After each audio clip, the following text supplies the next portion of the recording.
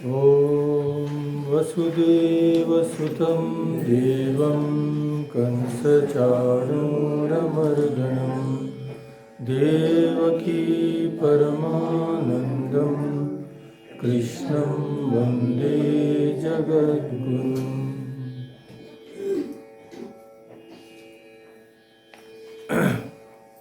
वंशी विभूषितकरान् नवनीरदाभात् पीताम्बरात् अरुणबिम्बफलाधरोष्टात् पूर्णेन्दुसुन्दरमुखात् अरविन्दनेत्रात् कृष्णात् परं किमपि तत्त्वम् अहं न जाने।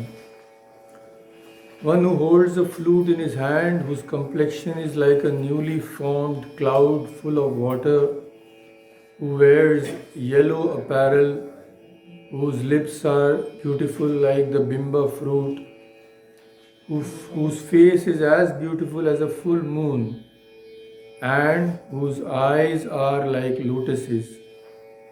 Other than that, Sri Krishna, I know of no other supreme reality. So this wonderful verse written by the great saint and scholar Madhusudan Saraswati, who has written one of the most voluminous commentaries on the Gita. India's long history unfolds the glorious biographies of so many saints and sages and even incarnations of God. And amongst these great men, Sri Krishna stands out as a towering personality. Very few have influenced the life and thought current of India as Krishna has done. For thousands of years, his life and teachings have been a perennial source of inspiration to not only saints and sages but also kings, statesmen, poets, and artists.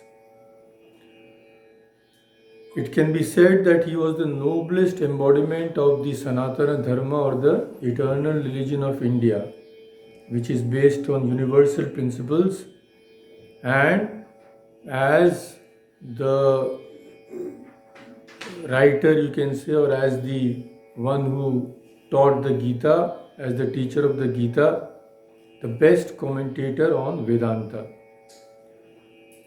Men and women in all ages and belonging to various groups find a favorite ideal in his many-sided and divine personality. His message of duty and strength is of universal appeal and eternal value.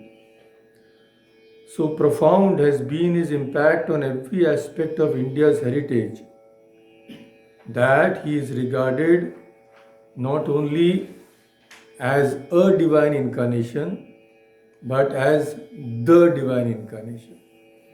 So the Bhagavata says, while the other incarnations are only partial manifestations, Krishnastu Bhagavan Swayam. Krishna is the full embodiment. And Krishna himself says that my birth and my activities are divine. Janma karma chame divyam. So, divine birth and acts of God are indeed incomprehensible. Only God knows them, and his devotees who have realized him understand them to some extent. But they also cannot express these to make ordinary people understand. Swami Vivekananda says about this great incarnation,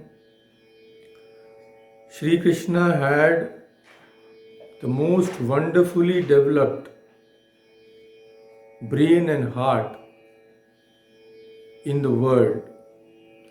Every moment of his life is alive with activity, either as a statesman, a warrior, a king, or coward, or something else. He was great as a gentleman, as a scholar, and as a poet. This all-rounded and wonderful activity and combination of brain and heart you see in the Gita and other books. Most wonderful heart and exquisite language. Nothing can approach it anywhere. The tremendous activity of that man, the impression is still there. 5,000 years have passed, but he has influenced and is influencing millions and millions. Just think what influence this man has over the whole world. Whenever the principles of religion deteriorate and the principles of irreligion increase, the supreme controller, the personality of Godhead, Sri Hari, appears by his own will. Yada yada hi dharmasya kshayo vriddhischa papmanah tada tu bhagavan isha atmanam srijate hari. So, just like the Gita, this verse is from the Bhagavata. And nahi asya janmano hetu karmano va mahipate atma mayam vineshasya parasya drashturatmana. You can't assign any reason for his birth and activities because it is unfathomable. God is not under any law that he has to do this and this for that reason. Because he is beyond all laws, beyond all cause and effects, completely free. So before we start reading about Sri Krishna's divine birth, we can just chant his name a little. 2 lines only.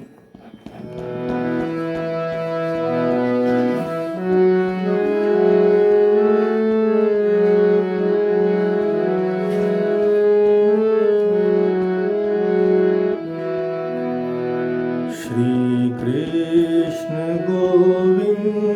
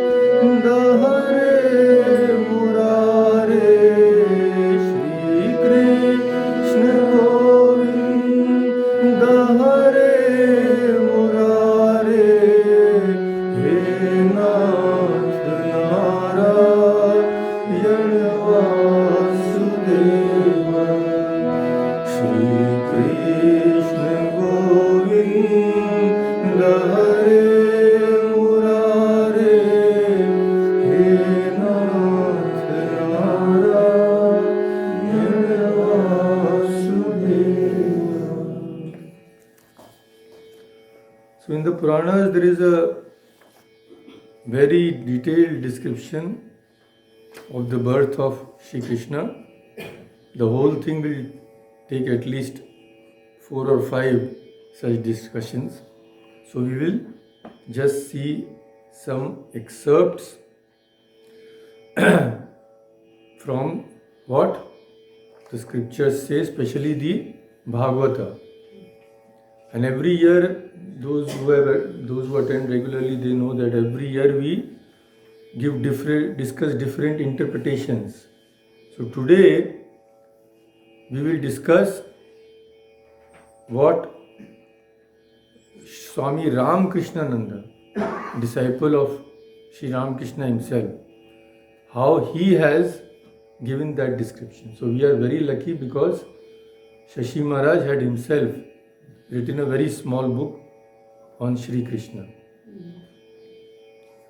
So it has been compiled from various sources, but the main source will be Shashi Maharaj's book. So about 4,000 years ago in the northwestern region of India, there was a land known as Shursena. Shurseno Yadupatir Mathuram Avasan Purim. Its capital was Madhupuri, which later became famous as Mathura, due to its establishment by the demon king Madhu. During that time, the Yadava clan, including the Andhaka, Bhoja and Vrishni dynasties, had a significant influence there. King Ugrasena from the Bhoja lineage ruled over Shursena and resided in Mathura. So Ugra means terrible, but Ugrasena was completely opposite to his name. He was a very calm and gentle person, but his son was Ugra. His son was Kansa, notorious for his wickedness. And Kansa's unchecked ambition and thirst for power led him to imprison his own father so that he could get the throne. Vasudeva, a respected figure from the Vrishni dynasty, ruled the regions around Mount Govardhan, and Kansa's cousin sister Devaki was married to Vasudeva, we know. So we see the couple after their marriage, they are coming out. The newly married couple, simple and beautiful, yet noble and majestic to look at, soft and delicate, yet determined and resolute. We see them being driven homeward in a royal carriage, richly decorated with all precious gems and ornaments, followed by a large retinue of people wearing colorful dresses and carrying the marriage dowries in the shape of vast masses of gold and silver, pearls and diamonds, splendid chariots, horses and elephants. And when the bride and bridegroom were ready to start, conch shells, bugles, drums and kettle drums all vibrated in concert for their auspicious departure. Devaki and Vasudeva were of course the central figures in the procession, but their charioteer was also a very special person, very attractive, because he was also gorgeously dressed. His clothes were set with all sorts of precious stones, and he had a throne adorning his head. Why? Because he was none other than Kansa himself. Ugrasena Sutta Kansa Swasuh Priya Chikirishaya. Because to please his dear sister, Rashmin Hayanam Jagraha, he himself held the reins of the Hayana means horses. So he was the charioteer, the most tyrannical monarch of the period. But fortunately he had great love for Devaki, so he was sending her to her husband's house and wanted to drive the carriage himself. Devaki and Vasudeva were really happy and thought themselves very fortunate that her own brother is driving the chariot. So everything was nice, nature was beautiful, soft breeze accompanied with the fragrance of flowers was soothing them. Birds were singing merrily on the branches of trees. The rising sun was sending forth its balmy rays. Everything was pleasant. So this is the language of Shashi Maharaj. See, he was a great scholar even in Sanskrit. Suddenly the face of nature changed. The birds stopped singing. The sun was obscured by a cloud. The soft breeze became a gale carrying dust and dirt. What had happened? Something bad omens were there. Something bad was going to happen. An unaccountable fear suddenly covered the minds of all in the procession. And what happened then? An unseen voice above was heard, addressed to Kansa. What did that voice say?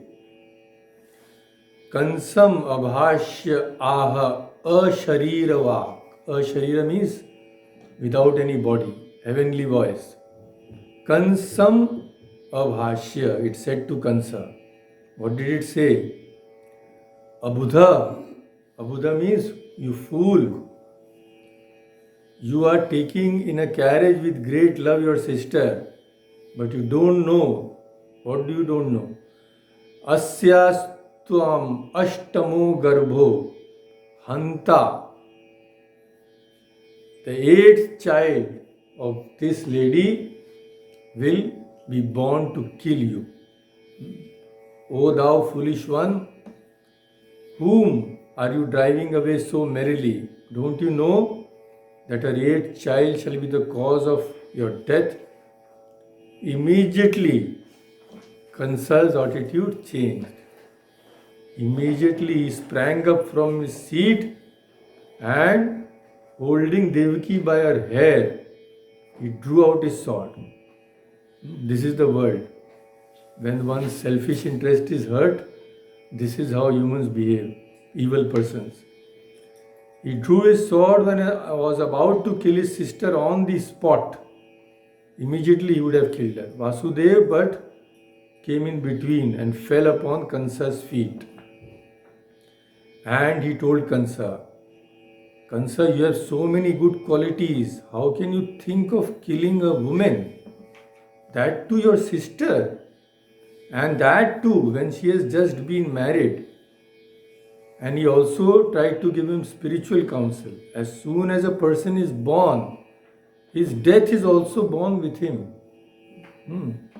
Adyava abd shatanteva mrityurvai praninam dhruva. Either today or after 100 years. Everybody has to die. Nobody can live forever. But naturally, no spiritual counsel falls on the ears of such evil men. So, Kansa was firm in his decision to kill Devaki. Now, what to do? So, Vasudeva now thought of another method. He said, okay, there has been a Akashvani voice from heaven. Her eighth child may be the cause of your death. But your fear is not from her. Your fear is from the children. So I, Vasudeva, promise you that as soon as she bears a child, she gives birth to a child, I myself will bring that child to you. You do whatever you like with the child. So Kansa saw, yes, what he is telling is true. And he had great faith in the truthfulness of Vasudeva. So he said, okay, if you keep your promise, that is good enough for me. So everything changed. Now the couple who were very happy a moment ago was dejected and weeping, and they were heading a mournful procession. They proceeded to Gokul, where Vasudeva had his house. Vasudeva's friend Nanda of our Vrindavan, came to see him, and when he heard everything, he consoled his friend by advising him to abide by the will of God. Now, Devaki first gave to a birth to a male child. Vasudeva, of course, was very, very truthful. So he delivered his firstborn son, whose name was Kirtiman, into the hands of Kansa. So in the Bhagavata it is written that Kansa first spared the child. He said, he is the first child. I have fear only from the eighth child. So he let him go. But afterwards Narada Muni came. Narada's work is to create disturbance. So he told Kansa, you are sparing the life, but don't you know, God himself is going to be born as the eighth child. And when he comes, God doesn't come alone. He will bring all his retinue. So all those people who will be born at that time will be gods. This scared Kansa. So one by one we know that he began to kill the children of Devaki. 6 children were thus killed by the cruel king who foolishly wanted to avert the course of his fate. In the case of the 7th child, somehow or other the womb appeared to be fruitless. Although actually we know the 7th womb was transferred through divine agency from Devaki to Rohini, who in due course of time brought forth a child and who came to be known as Sankarshana. So this child we all know was Balaram, elder brother of Krishna. So to people it appeared that Devaki had a miscarriage, but God had transferred the 7th child to Rohini where he was born. And transferring the child, God also told his Maya, Yoga Maya. He also gave some instructions to her. What? Gaccha Devi Vrajam. Devi, go to Vraja. Vraja, where should you go? Rohini Vasudevasya Bharya Te Nand Gokule. Rohini was another wife of Vasudeva. So Devi, go to Vraja, where live many cowherd men and their wives in that beautiful land. Rohini, the wife of Vasudeva, is living at the home of Nanda. Please go there and transfer the child in Devaki to Rohini. I will appear as the 8th child of Devaki, and you will appear, Mahamaya will be born as the daughter of Yashoda. So Devaki's 7th son is being sent to Rohini. Mahamaya is being born as Yashoda's daughter. Then naturally we know Vasudeva will go. He will keep Krishna there and bring Mahamaya to the jail. So we can imagine the extreme torture and violent agony that Devaki had to undergo when each one of her 6 children were killed by the cruel Kansa. Now all this had happened and the time for the birth of the 8th child was approaching. Now Kansa became so afraid that Vasudeva is after all a human being. For his son he may tell a lie, he may not give the child to me. He was so afraid now, he ordered Vasudeva and Devaki to be put into prison. So both of them were put in the dungeon, bound with the same chain. Both the wife and husband knew not what to do. Every minute of their life they called upon their only hope, their only deliverer, God, the solace of the unhappy.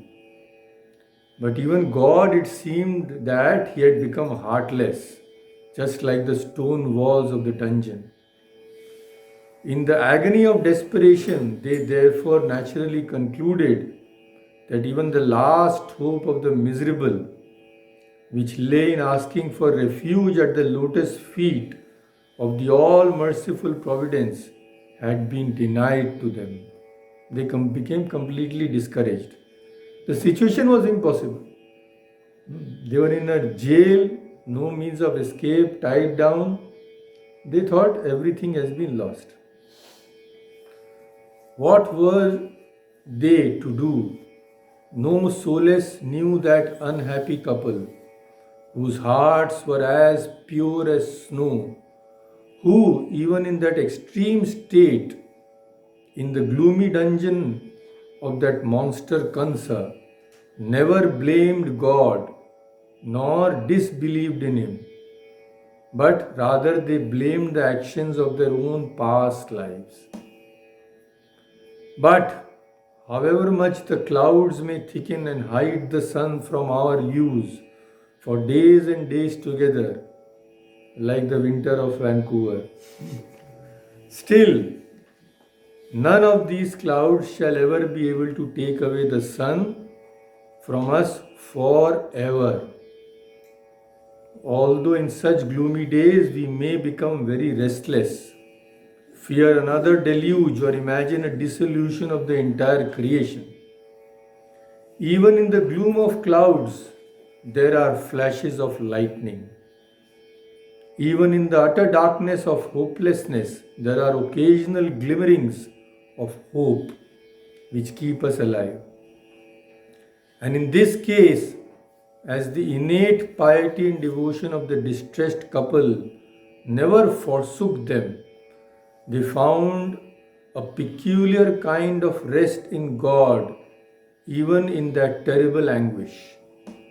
Ardent prayers proceeding from the very bottom of their souls flowed out from their hearts, and the Almighty Lord of the universe, in His own mysterious way, was filling their souls with infinite power of endurance, which kept the fragile vessels of their delicate frames steady and safe in that gloomy and stormy sea of life. So beautiful language of Shashi Maharaj. Yeah. So it's a long narration, we have to skip because of the time constraints. We will next go to the time when Shri Krishna is born. Before that, we will have a song. Hindi is with you and English is on the television, you can see. This is a very famous Sanskrit stotra. Most of you know because we have sung this before also here.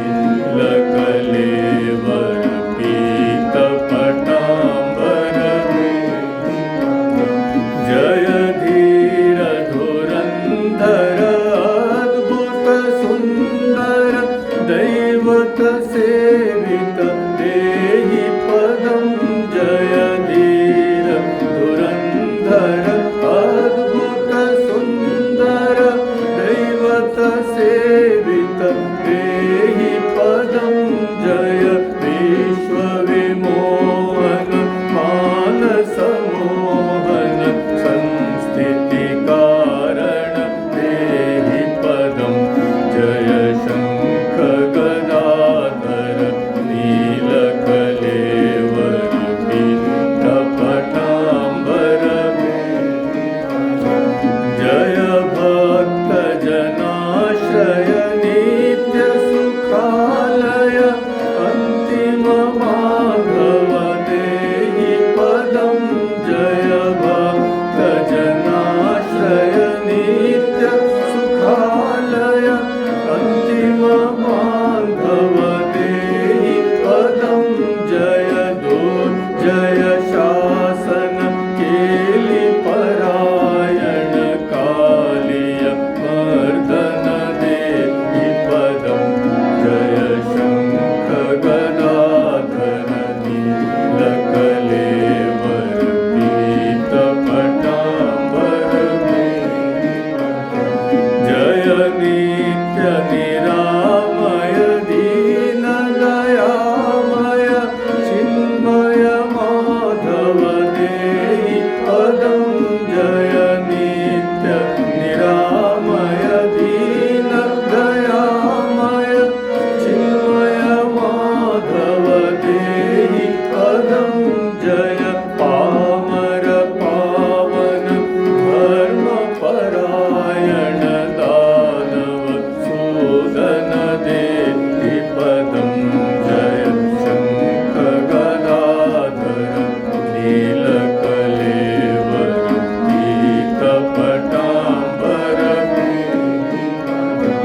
जय वेद वेदांबर गोपवधूप्रिय वृंदावन धन देहि पदं जय वेद वेदांबर गोपवधूप्रिय वृंदावन धन देहि पदं जय सत्य सनातन दुर्गति भंजन सज्जन रंजन देहि पदं जय शंख Gadadhar नीलकलेवर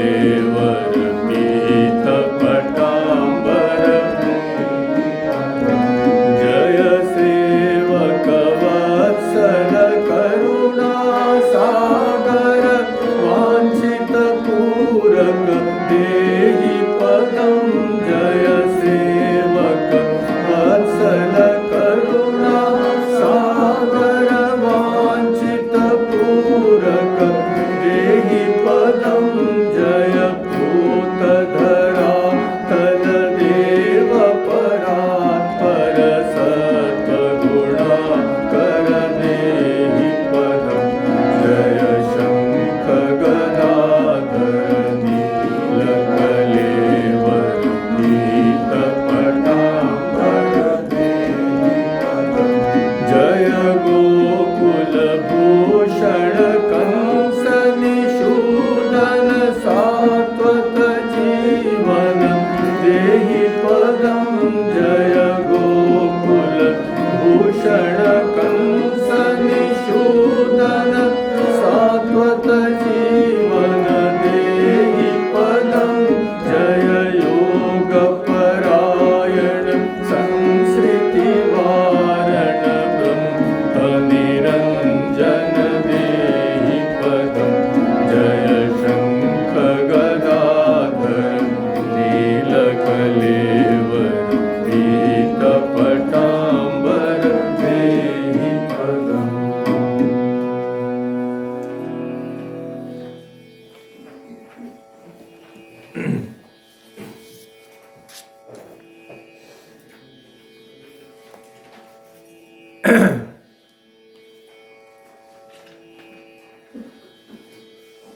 So,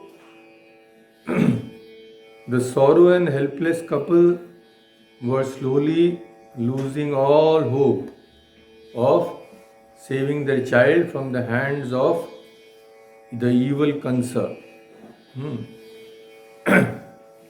What happened now? Let us see.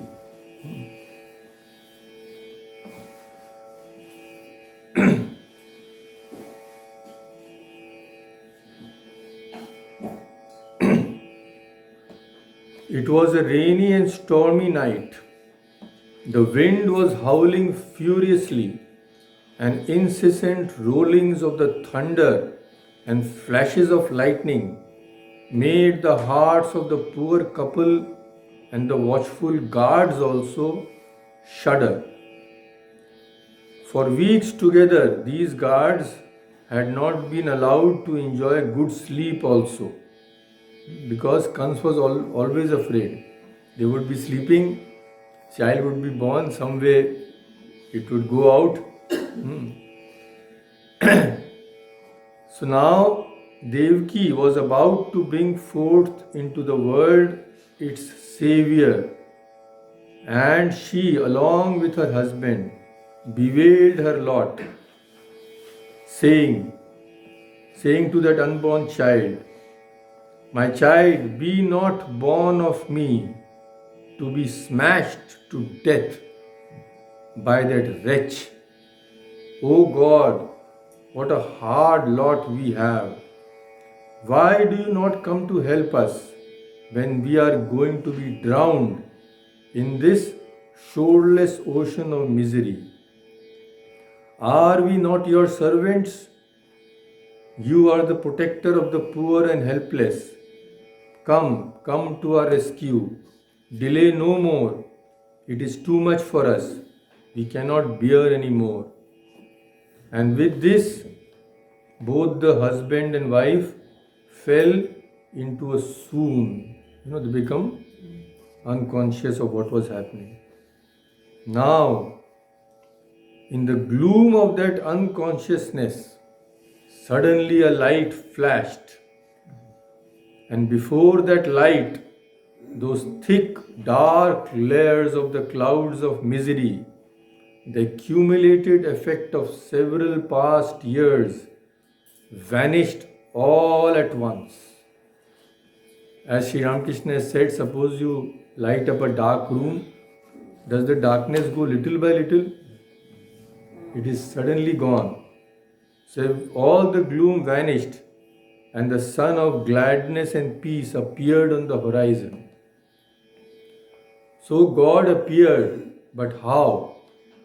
Not as an ordinary child is born. Bhagavan api Vishwatma Bhaktanam Abhayankarah Avivesha. He entered. Where did he enter? Mana Anakadundubhe. He entered the mind of Vasudeva in all his glory. So, sa bibrat paurusham dhama bhrajamano yatha ravihi. Divinity was being held, being carried by Vasudeva. Vasudeva bore the Lord's transcendently illuminating effulgence, and thus he became as bright as the sun. So such was the glow of Vasudev's face that it was difficult to approach him, even for such a formidable person as Kansa. Then, from Vasudev's mind, what happened? Tato Jagan Mangalam Achyutam Ansha Samahitam Shuru Sutena Devi. Then Lord entered Devi Devaki. God entered Devaki, and because now she was carrying the cause of all causes within her, she also became even more beautiful and shone with divine effulgence. as the sky becomes beautiful by carrying the rising moon. The imprisoned Devaki then looked like a flame within a pot. Now, all this news reached Kansa that these two were suddenly shining with a divine light. So, Kansa thought, Devaki has never looked so brilliant and so happy. I am sure that God has entered her and he will now surely kill me. What should I do now? Thought Kansa. Devaki is so some amount of human qualities entered Kansa. So he thought Devaki is not only a woman but she is also my sister. If I kill her now, my reputation and prestige will be completely ruined.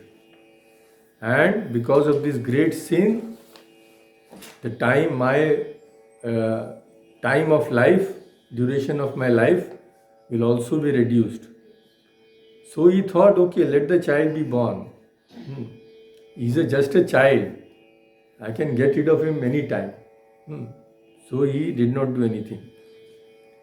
But what happened was, now Asina Sangvinsha Stishtan Bhunjana Paryatan Mahim Chintayano Rishikesham Apashyat Tanmayo Jagat. Now that his killer had been born, while sitting, walking, eating, etc., he found himself to be thinking only of Krishna. And to him the whole world seemed pervaded by Krishna. This is the way in which he attained Krishna, through being his enemy. Now, knowing that the Supreme Reality was soon going to assume a human body, Brahma and Shiva, accompanied by great sages like Narada, Devala and Vyasa, and by other demigods like Indra, Chandra and Varuna, came to that prison in invisible form, where they all joined in offering their respectful obeisance and prayers to God. So this is a very long prayer. It is known as the Garbha Stuti because Krishna was still within Devaki. So that is a 23 verses, the long stuti is there. So after praising the Lord, the gods finally said to Devaki herself that Dishtayambate Kukshigata Para Pumangshena Sakshat Bhagavan Bhavayana. In your body, now by your good fortune and ours, God Himself resides. Ma Bhut Bhayam Bhojapate. Ma Bhut means don't be afraid of Bhojapati, the king of Bhojas, that is Kansa. Now you need not fear Kansa. He is destined to be killed by your child. Your son Krishna will be the protector of the entire Yadu dynasty. So now Krishna will come into the world and all auspicious signs will be there. Wonderful language of Swami Ramakrishnananda we will see. But first we will have a So it is in Hindi in your sheets and in English it is there in the screen.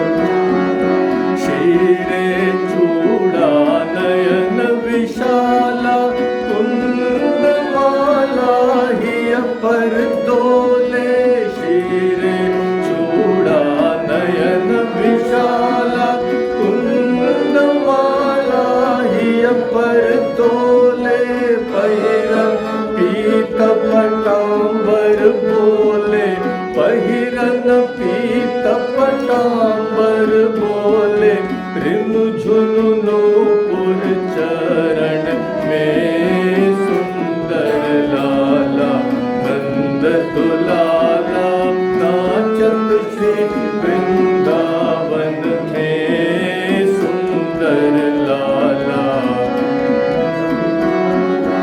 कोई गावत पंचम तान बंसी पुकारे राधा नाम कोई गावत पंचम तान बंसी पुकारे राधा नाम मंगल ताल मृदंग रसाल मंगल ताल मृदंग रसाल बजावत है कोई रंगन में सुंदर लाला नंद दुलाला नाचत श्री वृंदावन में सुंदर लाला नंद दुलाला भाले चंदन तिलक मनोहर भाले चंदन तिलक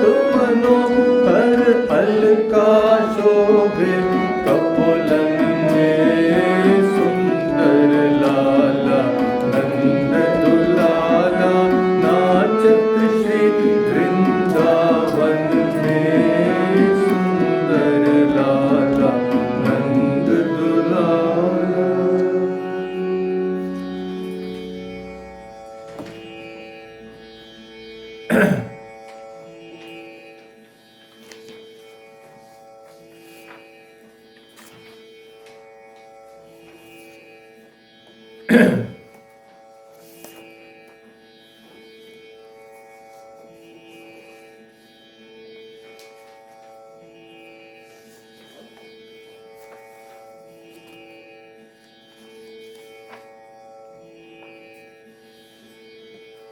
Yeah. So the blessed moment soon arrived, and nature heralded the auspicious moment by becoming favorable in every way. At the auspicious time for the appearance of the Lord, the entire universe was surcharged with all the qualities of goodness, beauty, and peace. The constellation Rohini appeared, as did stars like Ashwini. The sun, the moon, and the other stars and planets became very peaceful. All directions appeared extremely pleasing, and beautiful stars twinkled in the cloudless sky. Decorated with towns, villages, and pasturing grounds, the earth seemed all auspicious. The rivers flowed with clear water, and the lakes and vast reservoirs, full of lilies and lotuses, looked extraordinary and beautiful. In the trees and green plants full of flowers and leaves pleasing to the eye, birds like cuckoos and swarms of bees began chanting with sweet voices.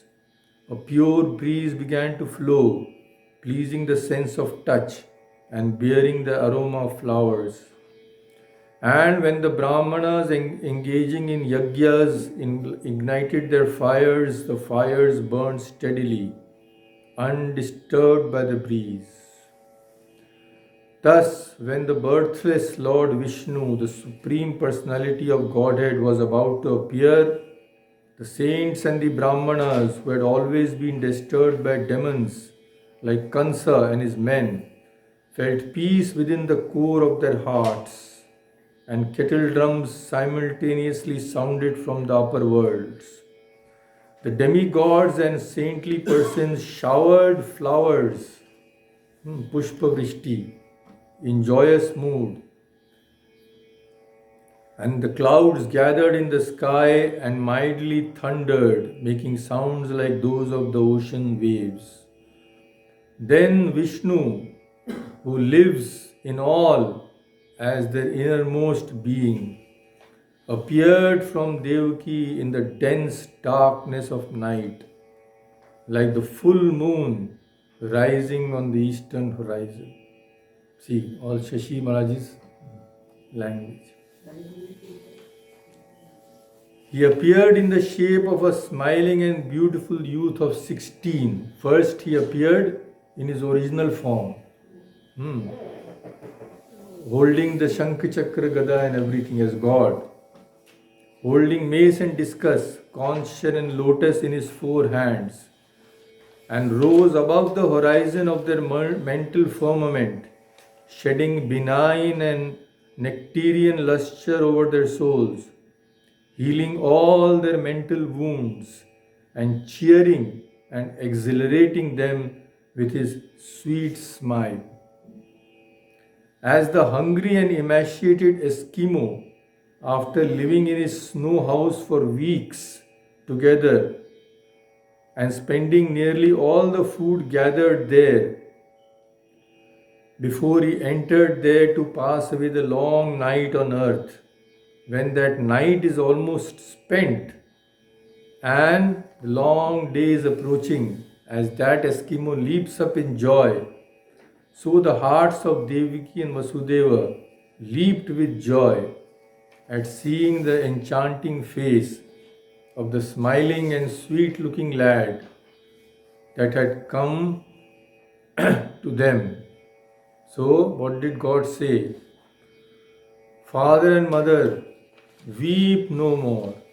I have come at last to your rescue and to the rescue of all the good. Earth shall have to complain no more. The days of the wicked are numbered. The wretched Kansa will soon be dethroned. He has no power to kill me. I am too subtle and too strong for him. Open your eyes and see me as your child. Carry me, Father, to the house of your friend Nanda in Gokul. His wife Yashoda has given birth to a daughter just now. Exchange me for that daughter. Bring her back to this dungeon, leaving me with Yashoda, who will be sleeping at that time. Nothing shall obstruct your path. Don't worry. With this, the soul-solacing charmer vanished. The gloom again set in, but the hearts of Vasudeva and Devaki were lighter, and they opened their eyes to see the most charming baby ever a parent was blessed with. When Vasudeva saw his extraordinary son, his eyes were struck with wonder. He was jubilant as he could understand that his child was the Supreme Personality of Godhead, Narayana himself. Having concluded this without a doubt, he now became fearless. Bowing down with folded hands and concentrating his attention, he began to offer prayers to the child, who illuminated his birthplace by his natural effulgence. So that prayer is also very long in the Bhagavata. I will just quote 1 or 2 verses. Vasudeva said, "My Lord, you are the Supreme Person beyond Prakriti or material existence. Your form can be perceived only by transcendental knowledge. You are Supreme Bliss personified and the creator of the whole universe. My Lord, you are the same person who in the beginning created this world by his divine energy." So after Vasudeva had praised him, then Devaki also praised God. That is also a long prayer. My dear Lord, there are different Vedas, some of which describe you as unperceivable through words and the mind. Yet, you are the origin of the entire cosmic manifestation. You are the Supreme Brahman, the greatest of everything, full of effulgence like the sun. You have no material cause, you are free from change and deviation, and you have no desires. Everything in the universe emanates from you. You are the cause of all causes, Lord Vishnu, the light of transcendental knowledge. Then, finally, Krishna said to them, my dear mother, in your previous birth you were known as Prishni, and Vasudeva was named Sutapa. You had then undergone severe austerities. My dear father and mother, you endured rain, wind, strong sun, scorching heat and severe cold. By practicing pranayama and by eating only dry leaves fallen from the trees, you purified your minds completely. And desiring a benediction from me, you worship me with peaceful minds. Being pleased, I had appeared and asked you for a boon. Means I asked you to ask for any boon. So then what boon did they ask? They told God, we want a son exactly like you. Now they put God in difficulty. So God said, you had asked me for a son exactly like me, but I searched the whole universe. I couldn't find anyone like me. But I have to keep my word. So I myself will be born as your son. So after instructing his parents in this way, the Supreme Lord Krishna transformed himself into a small child. So we will end with just a few lines which Swami Vivekananda says, glory unto the great souls, they are the living gods of the world, these incarnations of God. They are the persons whom we ought to worship. These teachers are the real gurus. Therefore, salutations unto you, whose footstool is worshipped by angels. Salutations unto you, leaders of the human race. Salutations unto you, O great teachers. You have our salutations forever and ever.